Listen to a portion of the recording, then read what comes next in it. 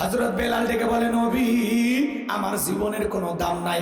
আমার মনে ওমায়াকে একদিন বলেছিলাম উত্তুম বা ছাগল পেশাব পায়খানা করে দেয়, এই ঘরে থাকতে আমার বড় কষ্ট হয়। ওমায়া ডেকে বলে, বেলাল রে, উত্তুম বা ছাগলের দাম আমার কাছে আছে, কিন্তু তোর মতো কালো হাফসি বেলালের দাম আমার কাছে নাই। জোরে কন্যা উজবিল্লাহ। নবী গো, আমার জীবনের কোনো দাম নাই, আপনি শুধু আমাকে একটু দোয়া করে দেন, আমি যেন মৃত্যু পর্যন্ত কালেমার পথে টিকে থাকতে পারি। এই কথা বলে হযরতে বেলাল চলে আসলেন। পরের দিন সকালবেলা হয়ে গেল, সূর্য উদয় হয়ে গেছে, হযরতে বেলাল দরজা খোলে না। অন্যান্য চাকর বাকর যারা আছে এরা নালিশ নিয়ে চলে গেছে, এখন পর্যন্ত বেলাল দরজা খোলে নাই, উত্তম বা ছাগলের পেশাব পায়খানা পরিষ্কার করে নাই। তাই নাকি বলে, হা এইবার দরজা এসে ডাক দেয়, বেলাল দরজা খোল। হযরতে বেলাল দরজা খোলে না, জোরে করে ধাক্কা মারছে, দরজা খুলে গেছে। এইবার উমায়া তাকায় দেখে সেই রাত্রিতে হযরতে বেলাল কালেমা পড়ে মুসলমান হয়েছে। ওই রাত্রিতে একটা উত্তম বা ছাগলের কাছে কোনো পেশাব পায়খানা নাই। বলেন আল্লাহু আকবার। এইবার উমায়া ডেকে বলে, এই চাকরের দল, বিলালের বিরুদ্ধে মিথ্যা অভিযোগ দাও। তোমরা যখন ঘুমাচ্ছিলে বিলাল তখন ময়লা আবর্জনা পরিষ্কার করেছে, তাকায় দেখো না একটা উত্তম বা ছাগলের কাছে কোনো পেশাব পায়খানা নাই। যাও যাও নিজেদের কাজ করো। এই কথা বলে ওদেরকে তাড়িয়ে দিয়া এক পা দুপা করে বেলালের কাছে চলে গেলেন। হযরতে বেলাল দেয়ালে পিঠটা লাগাইয়া জিহ্বা নাড়াইয়া জিকির করে কার। এইবার বেলালকে ডেকে বলে, বেলাল। হযরত বেলাল কোনো কথা বলে না, হালকা করে ধাক্কা মারছে। যখন জবান দিয়ে কালেমার আওয়াজ বের হয়েছে তখন ওমায়া ডেকে বলে, বেলাল রে, তোর জবান দিয়ে কি শুনলাম, তুমি কি মুসলমান হয়েছো? হযরত বেলাল ডেকে বলে, মুসলমান হয় যারা মিথ্যা কথা বলতে পারে না তারা, ওয়াকুলু কওলান সাদীদা, মুসলমানেরা হবে সত্যবাদী, মুসলমান কখনো মিথ্যাবাদী হতে পারে না। মিথ্যাবাদী আছে না নাই? মিথ্যা কথা বলে, সকালবেলা নাস্তা করে, দুপুরে লাঞ্চ করে, রাতে ডিনার করে, ভরা পেটেও মিথ্যা, খালি পেটে মিথ্যা। মিথ্যা বলতে বললো চেহারা ঢাকা হয়ে গেছে, এক পা কবরে ঢুকে গেছে। এরপরে অনারকল মিথ্যা কথা বলে, আর মিথ্যা বলা দেখে শয়তান পর্যন্ত বলে আমি এত খারাপ না। মিথ্যা কথা না বলে পেটের ভাত হজম হয় না, আছে না? না রাগ করেছেন বুঝি? নাম ধরে বলতে হবে, আপনি, আমি, ওই যে উনি, ওই যে উনি, কথা কয় না। কারে দোষ দেবেন? আপনি মিথ্যা কথা বলেন না, আপনি খুব সত্যবাদী না? হ্যাঁ ব্যাটা সৎ। রাগ করেছেন মনে হয়। আবার এটা বুড়ো আঙ্গুল মনে করেন, এটা লাইক, ধন্যবাদ, এটা সৌদি স্টাইল, বুঝেন কথাকে বুঝছেন? কষ্ট পাচ্ছেন মনে হয়, কষ্ট হচ্ছে? লিল্লাহে তাকবীর। আমার ভাইরা হৃদয়ের কান পেতে কথাগুলো শুনবেন। আমি যে কথা বলতে চাচ্ছিলাম, এইবার হযরতে বেলাল ডেকে বলে, গতকাল রাত্রিতে বিশ্বনবীর হাতে হাত রেখে আমি কালেমা পড়ে মুসলমান হয়েছি। এই কথা শোনার পরে ওমায়া ডেকে বলে, বেলাল রে, উত্তম বা ছাগলের মালিক বানায় দিব, থাকার জন্য ভালো ঘরের বাড়ির ব্যবস্থা করে দেব। হযরতে বেলাল ডেকে বলে, ওমাইয়া দুনিয়ার পার্থিব সম্পদের বিনিময়ে বেলাল তার ঈমান বিক্রি করবে না। আল্লাহু আকবার। এইবার ওমায়া ডেকে বলে, আমার কথা না শুনলে বড় নেতা আবু জেহেলকে খবর দিব। হযরতে বেলাল ডেকে বলে, কোন বড় নেতা ছোট নেতা কাউকে কোনার টাইম নাই, আমি দুনিয়ার কোন আবু জেহেলকে ভয় করি না, আমি ভয় করি আমার আল্লাহকে। এইবার উমাইয়া দৌড়ে চলে গেছে আবু জেহেলের বাড়িতে, যাই বলে, নেতা সংবাদ খুব খারাপ, আমার বাড়ি কৃতদাস বেলাল কালিমা পড়ে মুসলমান হয়েছে। তাই নাকি? বলে, হ্যাঁ ঠিক আছে যাও, আমি আসতেছি। আবু জেহেলের একটা সাঙ্গ পাঙ্গ ক্যাডার মাস্তান বাহিনী ছিল, যাদের কাজই হলো নতুন নতুন কালিমা পড়ে মুসলমান হয় যারা, যাদের উপর নির্যাতন জুলুমের স্টিম রোলার চালাচ্ছিল। কথা বলেন ঠিক কিনা?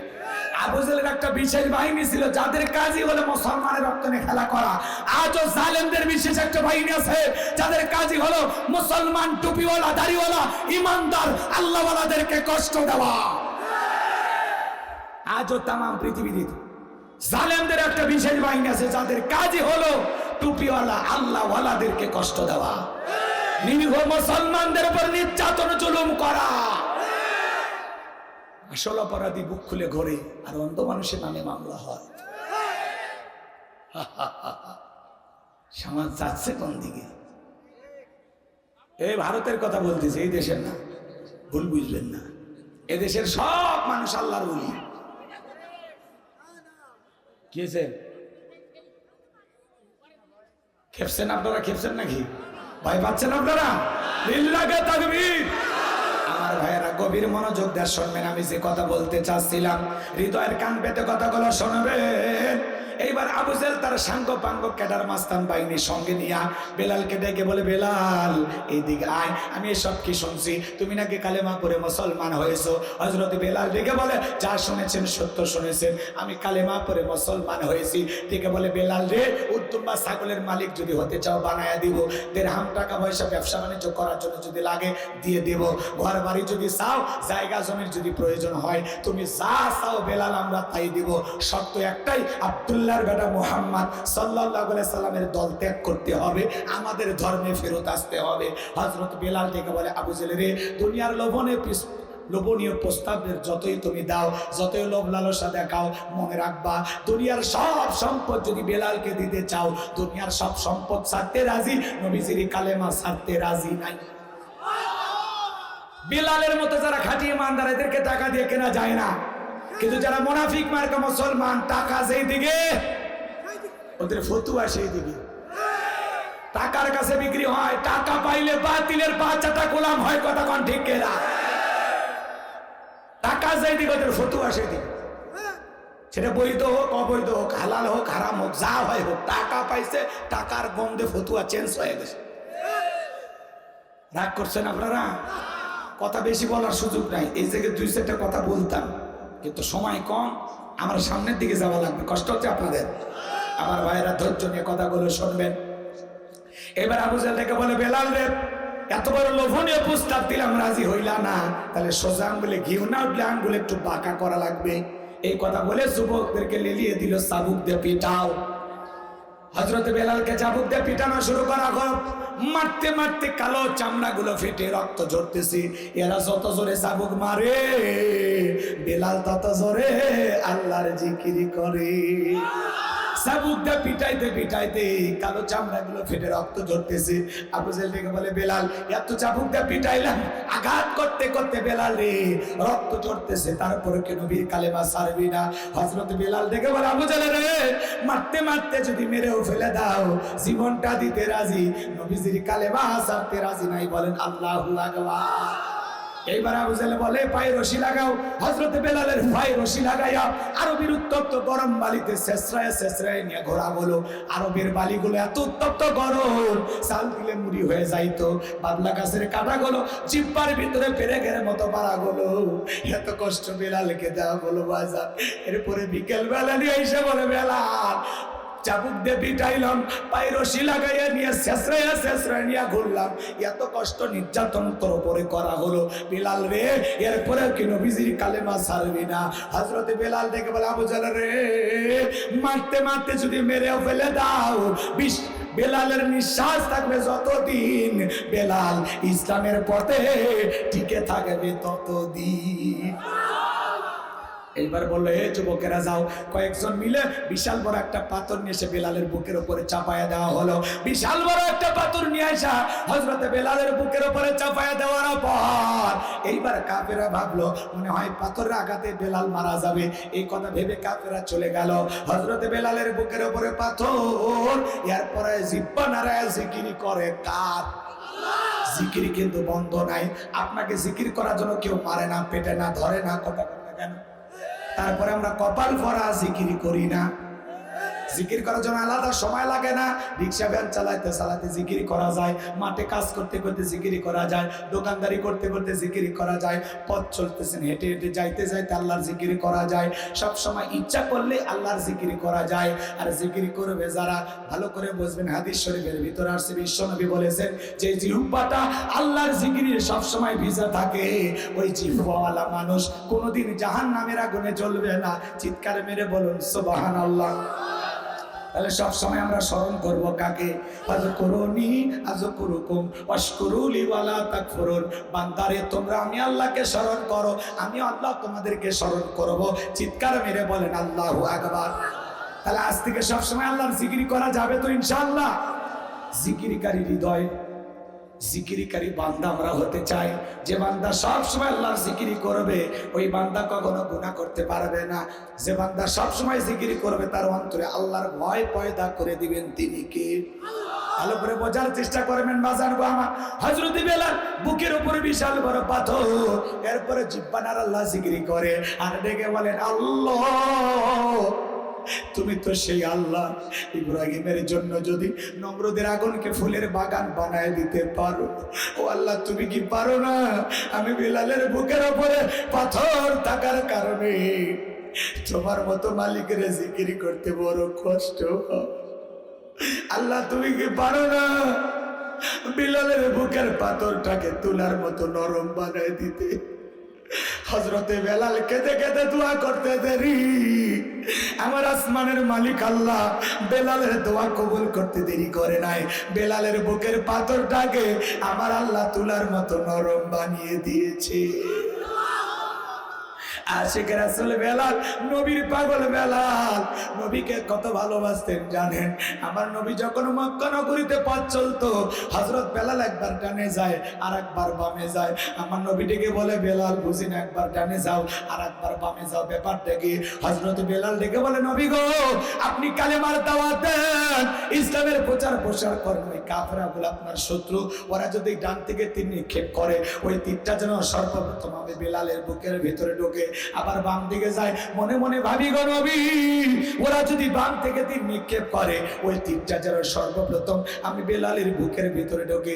আমি বেলাল মারা গেলে ইসলামের ক্ষতি হবে না, আপনি নবী মারা গেলে ইসলামের মাথা উঁচু করে সামনের দিকে দাঁড়াতে পারবে না। চিৎকার মেরে বলেন আল্লাহু আকবার। নিজের জীবনের বিনিময়ে আগলায় রাখতেন হযরত বেলাল নবীজিকে, কত ভালোবাসতেন ভাষায় প্রকাশ করা যাবে না, আলোচনা করে শেষ করা যাবে না। নবীজির যেদিন ইন্তিকাল হয়েছিল বেলাল ছোট্ট বাচ্চার মতো ফুঁপিয়ে ফুঁপিয়ে কান্না করে আর ডেকে বলে আমি আর জীবনে কোনোদিন আজান দেব না, আমি আজান দেওয়ার পরে বিশ্বনবী ইমামতির মুসল্লায় দাঁড়াবে না, আমি বেলাল আর কোনোদিন আজান দেব না। সাহাবায়ে কেরাম ডেকে বলে বেলাল এভাবে কান্না করো না, ভেঙে পড়ো না, সবর করো, ধৈর্য ধারণ করো, আল্লাহর ফয়সালা মেনে নিতে হবে। বেলাল ডেকে বলে না না, নবী দুনিয়াতে না, এইটা আমি মানতে পারি না, আমি আর কোনোদিন আজান দেব না। এই কথা বলে ছোট্ট বাচ্চার মতো ভুবিয়ে ভুবিয়ে কান্না করে আর ডেকে বলে আমি আর মদিনায় থাকতে পারবো না, মদিনার গলিতে গলিতে রাসূলের সাথে হাজারো স্মৃতি, আমি পাগল পারা হয়ে যাব। আমার আপনার নবীজি সোমবারে দিন ইন্তিকাল করেছিলেন, বুধবারের দিনে তামাম পৃথিবীর উম্মতকে কাঁদিয়ে আমার নবীজি সবুজ গম্বুজের নিচে আজও শায়িত। আমার ভাইয়েরা, বিশ্বনবীকে দাফন করার পরে বেলাল পাগলের মতো হয়ে গেল। মদিনা থেকে বেলাল চলে গেলেন, 6 মাস হয়ে যায় হযরত বেলাল আর মদিনায় আসে না। আবার নবীজি ঘুমের ঘরে স্বপ্নে ডেকে বলে বেলাল, এ বেলাল, কত মানুষ দূর দূরান্ত থেকে আইসা আমি নবীর কবরের পাশে দাঁড়ায় সালাম দেয়, আমি নবীর রওজা পাকে দাঁড়ায় সালাম দেয়। বেলাল আয় আয় আয়, মদিনায় আয়, আইসা আমি নবীকে একবার সালাম দিয়ে যা। আমার ভাইয়েরা, হযরত বেলাল বিশ্ব নবীকে স্বপ্নে দেখার পর আর দেরি করলেন না। ও নবীর আশিকেরা, নবীর পাগলেরা, নবীকে স্বপ্নে দেখতে মনে চায় না। কথা কন না কেন বাজান গো আমার? দুনিয়ার জমিনে একজন রিক্সা চালকের গল্প শুনেছিলাম। আল্লাহর বান্দা একজন আলেমকে জিজ্ঞাসা করে হুজুর আমার নবীর দাড়িটা কি এরকম, আমার নবীর চেহারাটা কি এরকম, আমার নবী দেখতে কেমন? হাদিস শরীফের ভিতরে বিশ্ব নবীর চেহারার কিছু বিবরণ দেওয়া আছে। আলেম বান্দা বর্ণনা করে বলেন হ্যাঁ এইরকম।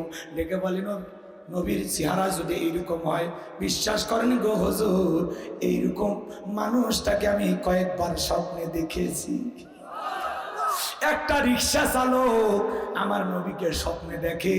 নবীকে দেখার বাসনা যাদের আছে সব সময় দরুদ পড়বেন, যে কোনো দরুদ প্রত্যেক দিন শত শতবার পড়ার চেষ্টা করবেন। বিশ্ব নবীর ওপরে বেশি বেশি দরুদ পড়লে দরুদের প্রেম যদি অন্তরে জাগ্রত হয়, যার নামে দরুদ পড়তেছেন ওই মদিনাওয়ালা আয়েশা যশোরে আপনাকে ঘুমের ঘরে দেখা দিয়ে যাবে। কিন্তু রাসূলের প্রতি দরুদ পড়ার সময় নাই, আমরা দুনিয়া নিয়ে ব্যস্ত। সুপার বিজি, কথা কয় না, রাগ করতেছেন বুঝি।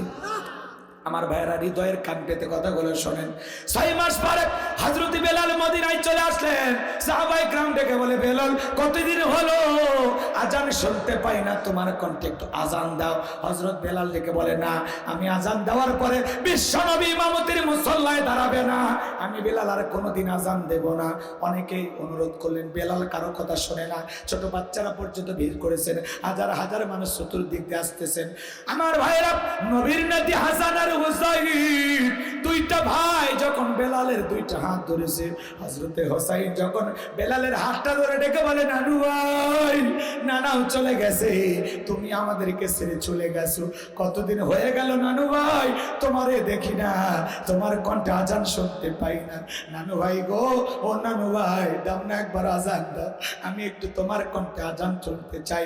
হযরতে হোসাইন যখন হাতটা ধরে ডেকে বলে, নানু ভাই, ও নানু ভাই, দাও না একটু আজান দাও, আমরা তোমার কণ্ঠে আজান শুনতে পাই। হযরতে বেলাল তাকায় দেখেন হোসাইনের চেহারার উপরে বিশ্বনবীর মদিনাওয়ালার চেহারাটা বাইসে উঠেছে। মনে হয় মদিনার নবী ডাইকে বলে, বেলাল দে না একবার আজান দে, আমি নবী কতদিন হয়ে গেল তোর কণ্ঠে আজান শুনতে পাই না। হযরতে হোসাইন যখন হাতটা ধরে নানু ভাই বলে ডাক দেয়, হযরতে বেলাল হোসাইনের অনুরোধ ফেলাইতে পারলেন না। 6 মাস পরে আইসা হযরতে বেলাল আবারও মদিনায় আজান দিলেন। আল্লাহু আকবার। রাসূলের নামটা যখন বলতে গেছেন, আশহাদু আন্না মুহাম্মাদুর রাসূলুল্লাহ, বেলাল আর বলতে পারে নাই, বেলাল জ্ঞান হারিয়ে ফেলেছে। আমার ভাইরা, ঘটনা আরো সামনের দিকে আছে, আমি নিয়ে যাওয়ার সুযোগ পাইলাম না, এদিকে চলে যায়। যে কথা বলতে চাচ্ছিলাম, বেলালের বুকের উপরে পাথর, নির্যাতন জুলুম চলতেছে। এই খবর যখন বিশ্বনবীর কান পর্যন্ত পৌঁছে গেল, আমার নবী আবু বকরকে ডেকে বলে, আবু বকর, আমার বেলালের কষ্ট আমার সহ্য হয় না, যাও আমার বেলালের জন্য তুমি একটা কিছু করো। হযরত আবু বকর সিদ্দিক রাদিয়াল্লাহু তাআলা কয়েক গুণ দাম বেশি দিয়া গোলামীর জীবন থেকে, দাসত্বের জীবন থেকে হযরত বেলালকে আজাদ করলেন, মুক্ত করলেন। বলেন আল্লাহু আকবার। আবু বকর কেমন দামি মানুষ জানেন? ইসলামের জন্য 13টা দোকান বিক্রি করে দিয়েছিল। কয়টা দোকান? সেই সময় হযরত আবু বকরের 13টা দোকান ছিল, সব ইসলামের জন্য বিক্রি করে দিয়েছে। আর আমরা এখন তো 13টা দোকান 26টা করি, ইসলামের জন্য বিক্রি করার সময় নেই। কথা জানমালের মালিক কে? সব দিয়ে যেতে হবে, সব দিয়ে যেতে হবে। সম্পদ, এই সম্পদের লোভে পড়ে তো আজকে আমরা আল্লাহকে ভুলে গেছি। কথা কয় না? বিবি সন্তান এদেরকে সুখী করতে গিয়ে আমরা আল্লাহকে ভুলে গেছি। এই জন্য সম্পদ, সন্তান এগুলো ফিতনার কারণ। এত সম্পদ জমা রাখবেন, আপনার সন্তান যে ইয়াবা ফেন্সিডিল গাঁজা খেয়ে শেষ করবে না তার গ্যারান্টি আছে? ভাই বিরক্ত হচ্ছেন না? বলবো কথাগুলো কি বলবো? রাগ করবেন না বাজান গো আমার, গভীর মনোযোগ দিয়ে শুনবেন। এই যখন ইসলামের অবস্থা, একদিকে সন্তান হারানো ব্যথা, কাফিরদের সমালোচনা, সাহাবায়ে কেরামদের উপর নির্যাতন জুলুম, নবীজির মনটা যখন ভীষণ খারাপ, নবীকে সান্ত্বনা দেওয়ার দায়িত্ব কার? আরেকটু জোরে বলেন। আমার আল্লাহ ডেকে বলে, জিবরাইল আমার বন্ধুর মা নাই, বাবা নাই, আমি স্যার আমার বন্ধুর কেউ নাই। জিবরাইল রে, আমার বন্ধুর মনটা হয়েছে ভারী, আমি আল্লাহ সইতে নাই পারি। লাহু মাহফুজ থেকে সূরা কাউসার নিয়ে যায় আমার বন্ধুর উপরে নাজিল কর তাড়াতাড়ি। বিশ্বনবী ডেকে বলেন, আনাস আমার মনটা কেন খারাপ তোমরা জানো, কিন্তু আমার মুস্কি হাসি দেওয়ার কারণ হলো এই মাত্র আসমান থেকে জিবরাইল এসে আমার উপরে সূরা কাউসার নাজিল করলো। বিশ্বনবী তখন সাহাবায়ে কেরামদের সামনে তেলাওয়াত করে শোনায় দিলেন। একটু জবান ছেড়ে সবাই পড়েন, ইন্না আ'তাইনাকাল কাউসার ফাসাল্লি লিরাব্বিকা ওয়ানহার ইন্না শানিয়াকা হুয়াল আবতার। আল্লাহু আকবার। এবার চলেন আমরা মূল আলোচনায় চলে যাই। কষ্ট হচ্ছে? দয়া করে ওটা বাসা করবেন না, সময় মতো দোয়া হবে, এত অস্থির হইেন না। এই বছরে হয়তো বা এটা শেষ দেখা হতে পারে। কথা বলেন। এই যে আপনারা দিনের বেলা এত কষ্ট করে আসছেন, আপনাদের আশার আগ্রহ এবং শত ব্যস্ততার ভিতরে যে আসছেন, আপনাদের ভালোবাসা ঋণ কখনো শোধ করা যাবে? আপনাদের আশার আকর্ষণ একমাত্র কি? আল্লাহর কোরআন। কথা বলেন ঠিক কি না? এটাই যেন অন্তরে নিয়ত হয়। এইবার শোনেন, মাত্র 3টা আয়াত, কয়েকটা মিনিট সময় লাগবে, বলে দিচ্ছি। একটু কিছু মেসেজ নিয়ে বাড়িতে যান নাকি কোন? এইবার 1 নম্বর আয়াত, ইন্না আ'তাইনাকাল কাউসার। আল্লাহু আকবার। ইন্না আ'তাইনাকাল কাউসার, নিশ্চয় আমি আল্লাহ পাক আপনাকে হাউজে কাউসার গিফট করেছি, হাউজে কাউসার দান করেছি। বলেন আল্লাহু আকবার। ইন্না আ'তাইনাকাল কাউসার, আল্লাহ তাআলা জানিয়ে দিলেন অবশ্যই আমি আল্লাহ পাক আপনাকে হাউজে কাউসার দান করেছি। এই হাউজে কাউসারের পানি মধুর চাইতে মিষ্টি, পানি চাইতে ক্লিয়ার, দুধের মতো সাদা। ওই কঠিন কিয়ামতের ময়দানে যেদিন বিচার দিবস কায়েম হয়ে যাবে, এ বাজানগো আমার, যেদিন মানুষের জিহ্বা কুকুরের মতো ঝুলে আসবে নাভি পর্যন্ত, জমিন হবে তামার জমিন, সূর্য সোহাগ মাথার উপরে চলে আসবে, মানুষের মাথার মগজগুলো টকবক করে গলে গলে নাক মুখ কান দিয়ে বের হয়ে যাবে। যেদিন মা তার সন্তানের পরিচয় দেবে না, ভাই ভাইয়ের পরিচয় দেবে না, স্ত্রী স্বামীর পরিচয় দেবে না, ওই কঠিন কিয়ামতের ময়দানে আল্লাহর আরশের ছায়া ছাড়া আর কোনো ছায়া থাকবে না। ওখানে শাস্ত্রীর মানুষ ছায়া পাবে, আল্লাহর আরশের নিচে মাত্র শাস্ত্রীর মানুষ ছায়া পাবে। ওটা আসমানে, এই যে খেয়াল করেন, আল্লাহর আরশের নিচে তৈরি করা ভিআইপি গ্যালারি, এখান থেকে বসে ইমানদাররা, আল্লাহর পছন্দের বান্দারা কিয়ামতের ফাইনাল খেলা উপভোগ করবে। ভালো করে বুঝবেন, ওইটা হবে ভিআইপি গ্যালারি। ওই কঠিন কিয়ামতের ময়দানে বিচার দিবসের একদিন হবে 50,000 বছরের সমান। আমার নবীজি হাউজে কাউসারের পেলানে দাঁড়িয়ে থাকবেন, আর তার আদরের উম্মতদেরকে খুঁজে খুঁজে হাউজে কাউসারের পানি পান করায় দিবেন। একবার আল্লাহর যে বান্দা হাউজে কাউসারের পানি পান করবে, জান্নাতে ঢোকা পর্যন্ত তার আর তৃষ্ণা লাগবে না, তৃষ্ণা মিটে যাবে। দলে দলে মানুষ যখন হাউজে কাউসারের পানি পান করার জন্য যাবেন, কিছু মানুষের সামনে আল্লাহ তাআলা চোখের সামনে পর্দার আবরণ তৈরি করে দেবেন। ওরা রসুলকে দেখতেও পাবে না, সামনে আর যেতেও পারবে না। আমার নবী তখন ডেকে বলবেন, আল্লাহ, আমার হাজার হাজার উম্মতকে দেখতে পাইলাম, এখন কেন জানি সংখ্যা কমে গেল, ব্যাপারটা বুঝতে পারলাম না। আমার আল্লাহ ডেকে বলে, বন্ধু, ও আমার বন্ধু, আপনি তো পাইকারি দরে সবাইকে হাউজে কাউসারের পানি পান করাইতে পারবেন না। দুনিয়ার জমিনে 2টা অপরাধ করেছিল যারা, হাউজে কাউসারের পানি পান করতে পারবে না তারা। কয়টা অপরাধ? ওই 2টা অপরাধ আপনার আমার ভিতরেও থাকতে পারে, জানার দরকার আছে না নাই? রাসূল হাউজে কাউসারে পিয়ালানে দাঁড়িয়ে থাকবেন। শোনেন শোনেন, আলোচনা অনেক শুনেছি, একটু শোনেন। হযরত আবু বকর সিদ্দিক রাদিয়াল্লাহু তাআলা নূর পিয়ালাগুলো ভরায়া দিবেন। বোঝেন কথা? বোঝেন? সুবহানাল্লাহ হবে না? হযরত আবু বকর ভরায়া দিবেন, মাঝখানে দাঁড়িয়ে থাকবেন হযরত ওমর। হযরত আবু বকরের হাত থেকে নিয়ে হযরত ওমর দিবেন বিশ্বনবীর হাতে। আর নবীজি তার আদরের উম্মতকে খুঁজে খুঁজে হাউজে কাউসারের পিয়ালার পানি পান করাবেন। হাউজে কাউসারের পিয়ালার সংখ্যা কত? আকাশ যেমন শেষ করা যাবে না, হাউজে কাউসারের পিয়ালার সংখ্যা গুনেও শেষ করা যাবে না। বলেন আল্লাহু আকবার। রাসূলের হাতে হাউজে কাউসারের পিয়ালার পানি কিয়ামতের ময়দানে কারা কারা পান করতে চান? 2 হাত তুলে দেখান। আল্লাহ রাব্বুল আলামিন আমাদের সবাইকে রাসূলের হাতে এক পেলা হাউজে কাউসারের পানি পান করার সৌভাগ্য দান করুন। জোরে বলুন আমিন। আরেকটু জোরে বলেন আমিন। আর একবার বলেন আমিন।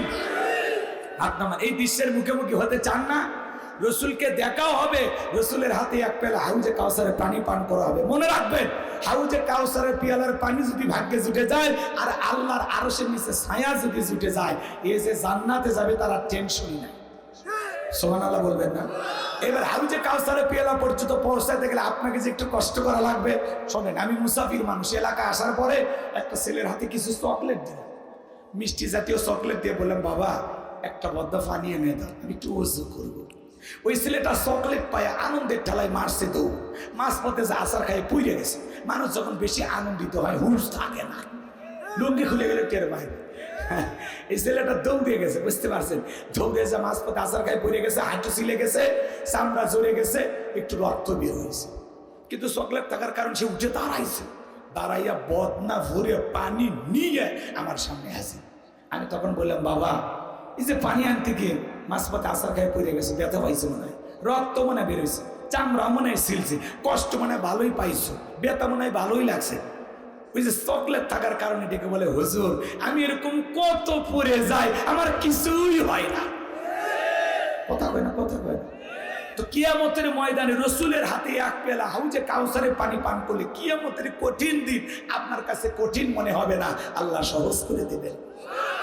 এইবার শোনেন, হাউজে কাউসারের পেয়ালা পর্যন্ত পৌঁছাইতে গেলে আপনার যে একটু কষ্ট করা লাগবে, ঠান্ডা পানি দিয়ে উজু বানায়া যাই নামাজে দাঁড়াইতে হবে। আপনি হয়তো আমার নতুন মুসল্লি, হঠাৎ করে আজকে জীবনের প্রথম মসজিদে গেছেন, আপনাকে দেখে যারা পুরাতন অনেক আগে থেকে নামাজ পড়ে ওরা দেখে বলে বাপ রে বাপ, সূর্য আবার কোন দিকে উঠছে, বাদশা দেখে মসজিদে ঢুকছে, দেখি তো তোর নামাজ কয়দিন থাকে।